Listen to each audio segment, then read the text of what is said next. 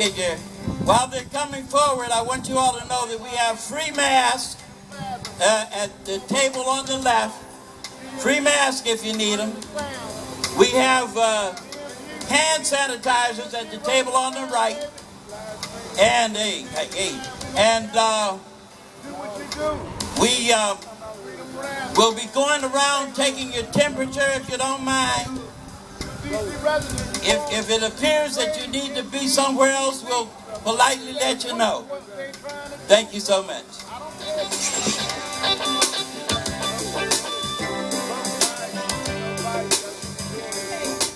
Hello, everybody. Good morning. DC Statehood now. Yay. DC Statehood now. We are your DC Statehood Green Party members and candidates who are here this morning. We want to thank Johnny Barnes, Keith Silver, and Living with the Law for having us, for inviting us. And we're glad to present a brief presentation on the brief history of the Statehood Party and let our candidates introduce themselves to you. As many of you know who have been around DC a long time, my name is Ann Wilcox, by the way. I'm a longtime Statehood and Statehood Green member, and I'm running at large for our City Council seat this year. As many of you know, the Statehood Green Party grew out of the historic DC Statehood Party, which started in DC back in the late 1970s and early 80s when DC was pushing for home rule and statehood, which unfortunately we didn't get then, but we did get our first city council. The early Statehood Party was formed to encourage Julius Hobson to run for the first city council, which he did, and he was elected in 1974 as an at-large member of the city council and served until his death in 1977. And Julius Hobson was a real rabble-rouser. He let rats loose in Georgetown as a way of getting the attention of the power brokers. So he was a great founder for our party.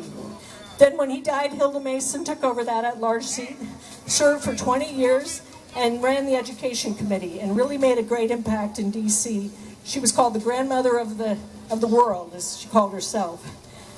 Some of our other longtime members and icons include Josephine Butler, who was a community activist, Sam Smith, who's a writer and analyst. He's still with us, but he lives up in Maine, unfortunately, and others who worked on the first Statehood Constitutional Convention in 1982. The party was a real mover behind that Constitutional Convention.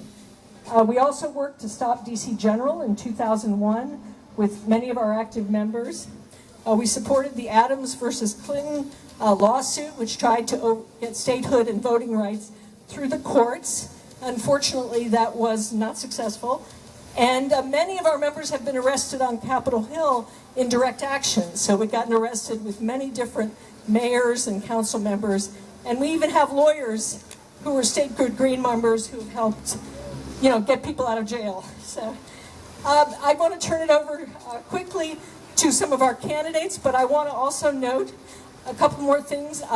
Some of our current issues include McMillan Park, saving the green space in McMillan, achieving true statehood for DC, not the current sort of hybrid plan that we have now, and also restoring community control over our public schools and restoring an elected school board.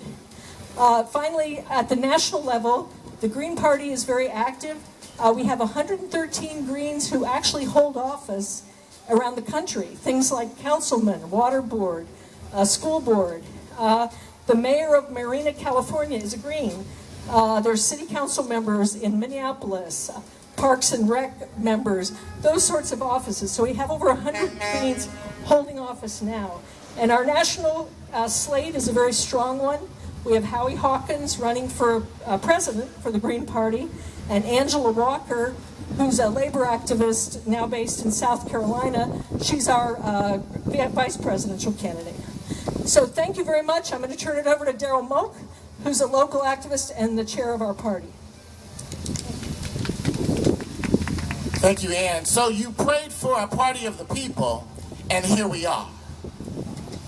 You asked for a party of the people, for the people, by the people, and here we are. And here we have been since the 1970s, and we will continue to fight for the rights of the residents of the District of Columbia to be free from colonial rule and power.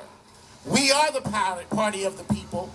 Now, we want you to think about what's important for you, what's important for your families and for your communities. We want you to think about how important your vote is to making the change that we want to see in the world. As Sweet Honey in the Rock says, we are the ones we've been waiting. So it will not happen without you. It will not happen without us coming together in a consolidated voice to tell our District of Columbia government, our federal government, and our friends and colleagues around the nation that unless we receive statehood, the United States still is not free. Hundreds of years ago, people turned over some barrels of tea in the Boston River. They held a war, a revolution, they called it. We are still fighting the same revolution. For as long as any one of us are not free, none of us are free. And so I invite you to get to know our party, get to know our candidates, register, vote for DC Statehood Green Party candidates across the district. Give us the opportunity to enact the kind of laws and rules and policies and change the culture in the District of Columbia so that all of us will be free, that all of us can live happy and healthy and empowered lives, that our schools will work for all children in the District of Columbia, that healthcare will work for all people in the District of Columbia, that laws will be fair, that taxes will be fair, and those that earn more pay more so that we can do what's needed for those who need it the most in the District of Columbia. So we invite you to visit statehoodgreensofdc.org, check out our candidates, check out our platform, register, and if you're not registered to vote as a Green, Statehood Green, it's all right because the ballot will let you do it on the November ballot. So vote for the candidates that you believe will make a difference. We are the party of the people. We have been, we always will be. And I'm going to turn it over now to David Schwartzman, who is a longtime member of the party, a longtime supporter of the party, and has also serving as our political action and legislative chair of the DC Statehood Green Party. And he is a retired alum and faculty member from Howard University. So he gets us. He gets it. He's been with us, and we love you, David. Thank you, Darryl. It's an honor to be here. Is Donald Trump going to be defeated? Yeah. Are the Democrats going to gain control of the Senate? Yeah. Are they going to keep control of the House? Yeah. Are we going to get statehood in 2021? Yeah. Yes. First order of business. Once we become a state, convene a real constitutional convention, elected delegates, like what generated the visionary constitution that was passed by voters in 1982.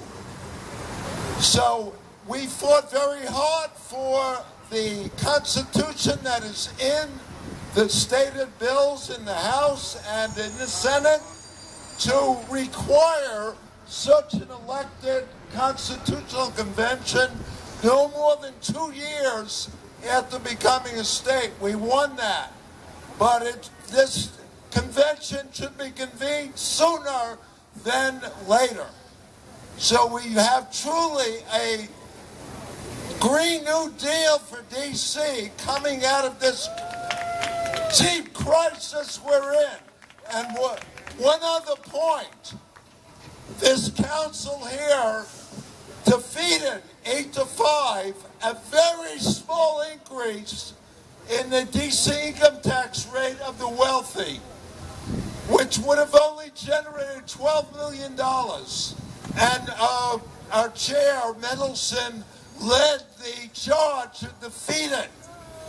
Meanwhile, our majority black and brown working class is suffering in this depression.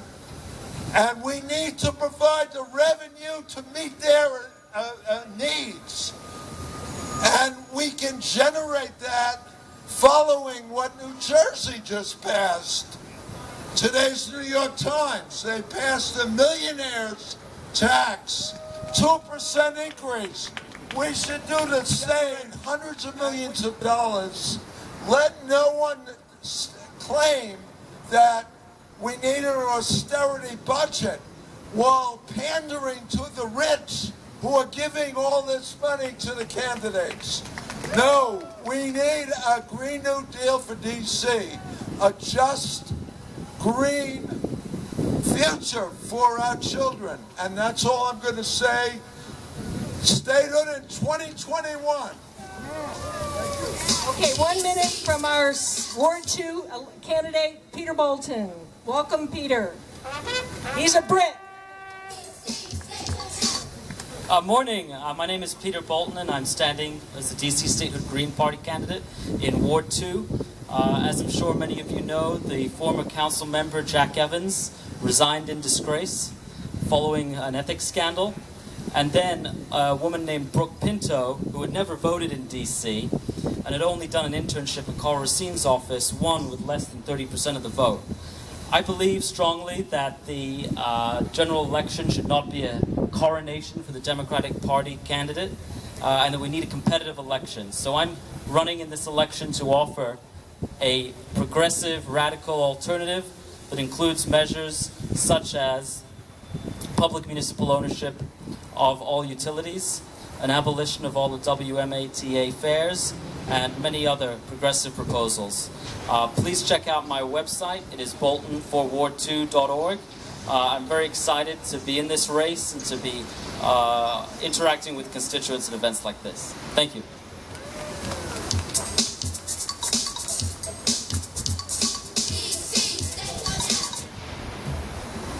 Hello, I'm Perry Redd, candidate for the Ward 4 seat on the DC Council.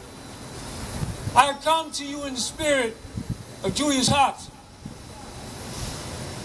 I'm a bit crabby, I'm older now, and I'm a little bit angrier than I was the last time we handed over the reins to an authoritarian.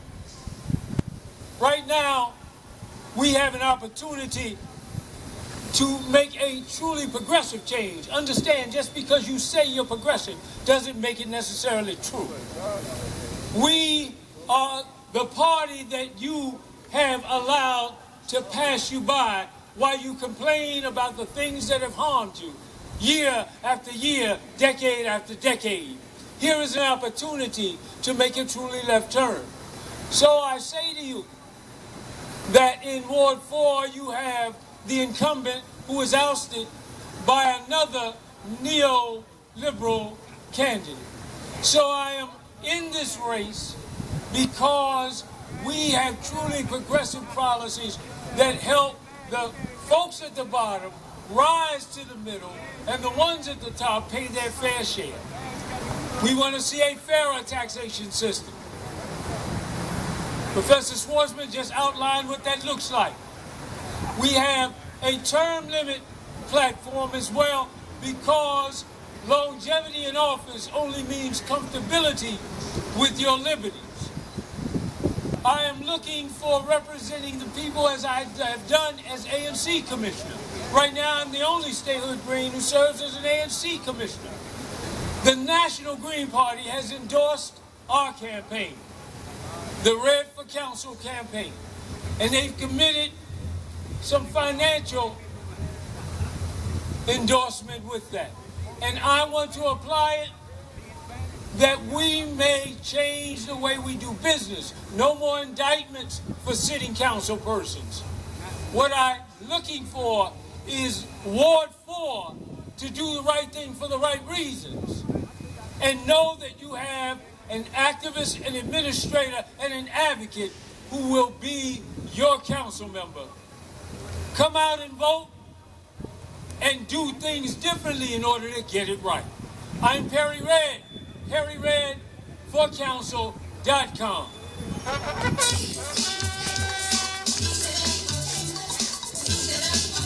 Hi, I'm Eleanor Ory. Everyone calls me Echo for short, and I'm running for U.S. Senate. When I start, I won't have a seat in Senate, but let's make that happen. I have a three-pronged approach. One is obtaining statehood. and I want us to continue the lobbying efforts on the Hill to get more co-signers in the House and the Senate. And we need to fund those efforts. Right now there's only $200,000 a year in democracy grants. I want to up that to $12 million. This should be our priority issue for DC, and we should put our funding behind that priority. Second, most civil rights come hard won. So political footballing alone is not going to be enough. I want us to do more direct action, and I will lead in that effort. When they make votes that impact us, I will show up on that Hill with my flag so that they have to see that they're making those decisions without us.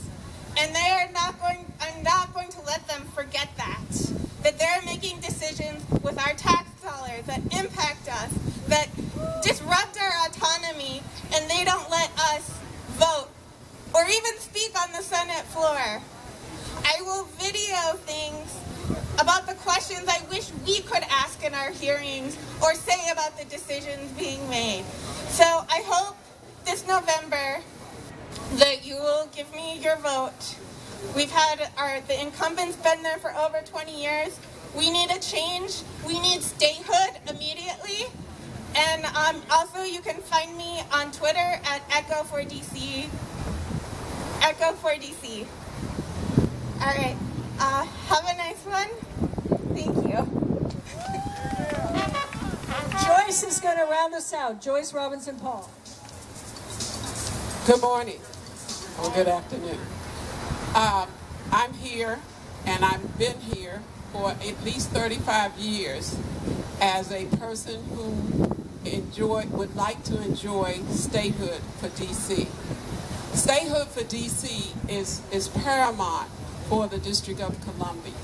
Someone said earlier, if we are not free, you are not free. So everybody all over the United States of America should understand what it means when there are 750,000 residents without a vote in the House or the Senate. That is terrible. We need to make sure that this does not happen in another era of the District of Columbia. So we're saying, give the DC Statehood Green Party a chance to reign in the District of Columbia. We have worked very hard for statehood. I was a Democrat for over 30 years, and I switched because I wanted to impress upon the importance of statehood for DC. So let's move forward. My name is Joyce Robinson-Paul. My daughter served as a House Representative page and under Fontroy, and she was the first page for the District of Columbia. And she would come home and talk about the fact that, you know, everybody said, why are you at the House floor when you don't even have a vote in the United States Congress? Well, that should not happen. It shouldn't have happened. It should have been changed.